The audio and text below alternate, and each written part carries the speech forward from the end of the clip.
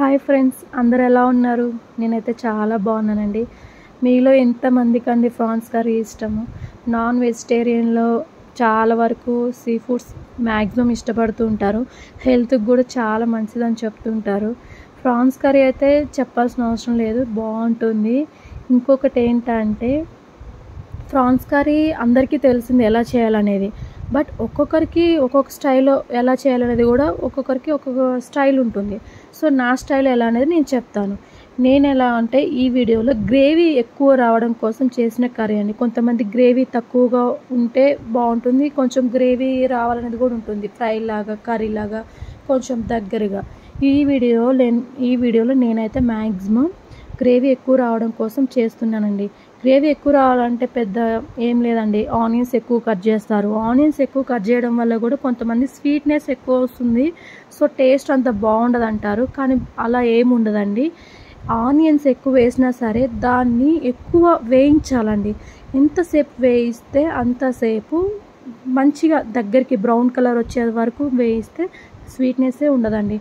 అందరికీ తెలిసిందే, కరివేపాకు కంపల్సరీ వేయాలి. కరివేపాకు వేస్తే దాని ఫ్లేవరే వేరండి, నిజంగా చాలా బాగుంటుంది. పసుపు, సాల్ట్ వేసుకోవాలి తగినంత. ఎంత క్వాంటిటీ ఉంటే దానికి తగ్గట్టు వేసుకోవాలండి. నేనైతే 2 కిలోస్ ప్రాన్స్కి 2 స్పూన్స్ వేసానండి సాల్ట్ అయితే.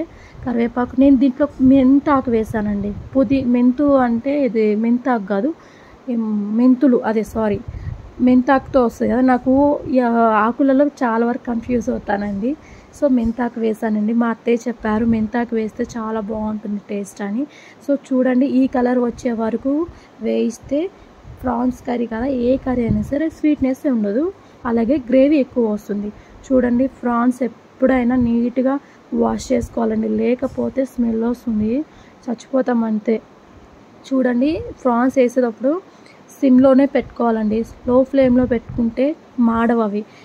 ఎంత నీట్గా అంటే మంచిగా నీట్గా కలపాలండి, హడావిడిగా కలపొద్దు. అవి కొంచెం సెన్సిటివ్గా ఉంటాయి కదా, సో చూసుకొని కలుపుకోవాలి. సో మనం ఏం చేయాలంటే మంచిగా కలిపిన తర్వాత మూత పెట్టేసుకోవాలండి. మూత పెట్టేసిన తర్వాత ఒక 10 మినిట్స్ అలా వదిలేయండి. వాటర్ చూడండి ఎన్ని వాటర్ వస్తాయో. ప్రాన్స్ కర్రీలో చాలా వరకు తెలిసిందేనండి, వాటర్ పోయాల్సిన అవసరమే లేదంటారు. కానీ చూసుకోవాలండి, అంటే ఒక్కొక్కసారి ఉడుకుతుంది, ఒక్కొక్కసారి ఉడకదు.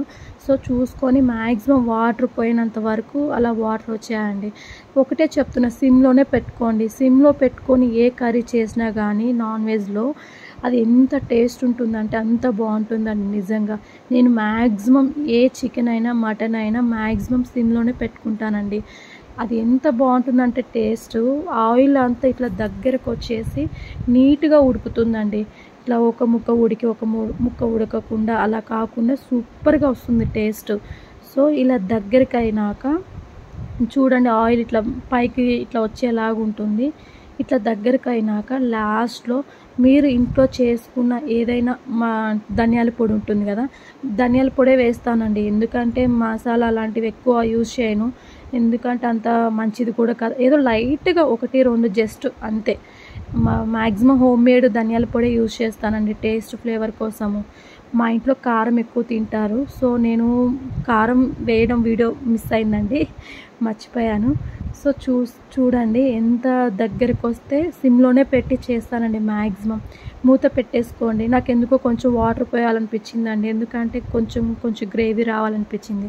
సో వాటర్ పోసి కలిపి మూత పెట్టేసి దాన్ని ఒక 20 మినిట్స్ ఉంచానండి. దాన్ని ఏం కదిలించలేదండి. సో 20 మినిట్స్ ఇట్లా ఉంచిన తర్వాత చూడండి ఎంత దగ్గరకు అయిందో. దీన్ని ఒక చిన్న స్టీల్ గిన్నెలో తీసుకున్నాను. ఈ కర్రీని ఒక చిన్న స్టీల్ గిన్నెలో తీసుకున్నానండి. లాస్ట్లో కొంచెం కొత్తిమీర ఇట్లా యాడ్ చేసుకోవచ్చు. కొంతమంది కర్రీ చేసేటప్పుడే వేస్తారు, బట్ నేనైతే లాస్ట్లో వేస్తాను, సమ్టైమ్స్ ముందే వేసేస్తాను. చూడండి, ప్రాన్స్ కర్రీ అయిపోయింది. ప్లీజ్ అలాగే మా ఛానల్ని లైక్ చేయండి, సబ్స్క్రైబ్ చేయండి. నా స్టైల్లో నాన్ వెజ్ ఎలా చేయాలనేది డిఫరెంట్ స్టైల్లో నేను రోజు అప్లోడ్ చేస్తానండి. Please support me. Thank you so much.